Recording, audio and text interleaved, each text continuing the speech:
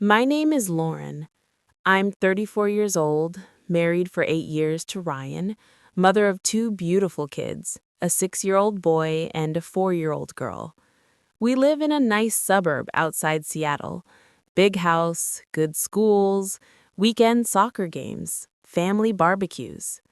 From the outside, we're the perfect couple. From the inside, I've been living a lie for the last 18 months. This is the story of how I had a secret affair with my husband's best friend, Marcus, and how we've kept it hidden to this day. Let me go back to where it all started. Ryan and Marcus have been best friends since college, over 15 years. They met freshman year, pledged the same fraternity, shared an apartment senior year. Marcus was the best man at our wedding. He's the godfather to our son.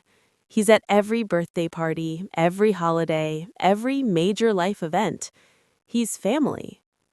Marcus is 35, single, never married, software developer, tall, athletic, easy smile. The kind of guy who remembers everyone's name and makes you feel like you're the only person in the room.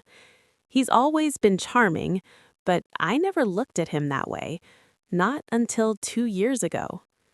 Our marriage was good, but not great. After the kids, things changed. Ryan's job got more demanding, long hours, frequent travel. I became the default parent. School runs, doctor appointments, laundry, meals. We stopped dating each other. Intimacy became rare, rushed, mechanical. We loved each other, but the spark was fading. Marcus noticed. He was always around, helping Ryan with the garage, coming over for game nights, babysitting when we needed a break. He started checking in on me more.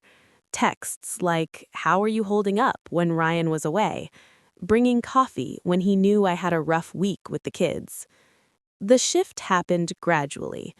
One night, about 18 months ago, Ryan was in San Francisco for a conference, 4 days. The kids were asleep early. I was on the couch with a glass of wine, feeling lonely. Marcus texted, "Heard Ryan's out of town. Want company? I can bring pizza." I said yes. He came over, we ate, laughed about old stories. The wine flowed.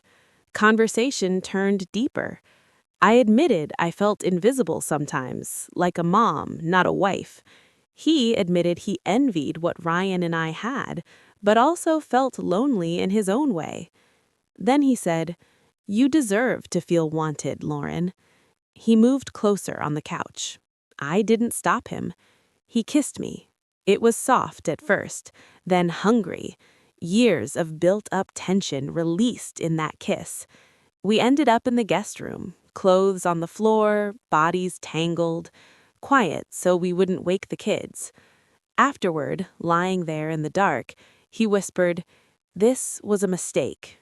I said, "I know." But we both knew it wasn't the last time. And it wasn't.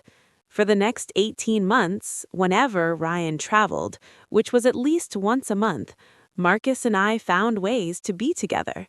Sometimes at our house when the kids were at school or with my parents, sometimes at his condo downtown, once even in a hotel when we both had work trips on the same day. We were incredibly careful. Burner app for messages, cash for hotels, separate cars, alibis that matched, never on weekends or holidays. But the passion was addictive. Marcus made me feel seen, desired, alive. He'd send flowers to my office with no note, just so I'd smile. He'd remember little things, my favorite coffee order, the song that played on our first date with Ryan. Sex with him was different, slow when I needed slow, intense when I needed to forget. He listened. He made me laugh. He made me feel like the woman I was before kids and mortgages. I fell in love with him. He said he was in love with me. We talked about the future, about what it would mean to leave Ryan, about how we could make it work for the kids, about starting over. but we never did anything about it. The close calls were terrifying. One time, Ryan came home a day early from Chicago. Marcus was at our house. We'd spent the afternoon together while the kids were at daycare. We heard Ryan's car in the driveway. Marcus grabbed his shoes and ran out the back door and hopped the fence into the neighbor's yard. I straightened the couch cushions, opened windows to air out the room, and greeted Ryan like nothing happened. He never suspected. Another time, we were at Marcus's condo. Ryan FaceTimed me unexpectedly. Marcus was in the shower. I answered from the bedroom, heart racing, praying he wouldn't walk out naked. Ryan just wanted to say goodnight to the kids. They were with me, asleep on Marcus's couch. I held the phone carefully, smiling, while Marcus toweled off in the bathroom. We got good at lying. Too good. The guilt ate at me. I'd watch Ryan play with our kids and feel sick. I'd see him kiss me goodnight and wonder how I could do this to him. He's a good man, a good father. He didn't deserve this. But I couldn't stop. Marcus became my escape, my oxygen. Until 3 months ago. Ryan got promoted.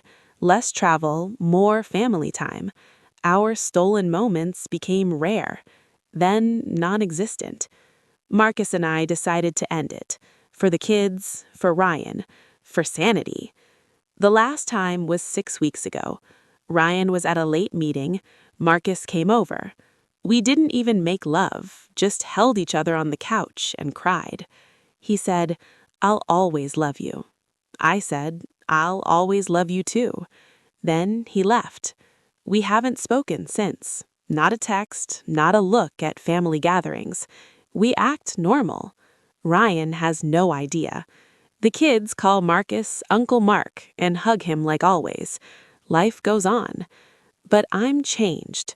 Some nights I lie awake next to Ryan and wonder if I'll ever tell him, if I'll ever leave, if Marcus and I will find our way back. Most nights I just feel empty. I became the woman who betrayed her husband with her best friend. I became the woman who risked everything for passion. I became the woman who lives with a secret that could destroy 3 lives. And no one knows, except me and Marcus. This is my confession, the whole truth, no justification. If you've ever had a secret affair, if you've ever loved 2 people at once, if you've ever chosen safety over truth, then maybe you understand. Maybe you judge me. Either way, this is who I am now. Lauren, 34, wife, mother, liar, and still in love with the man I can never have.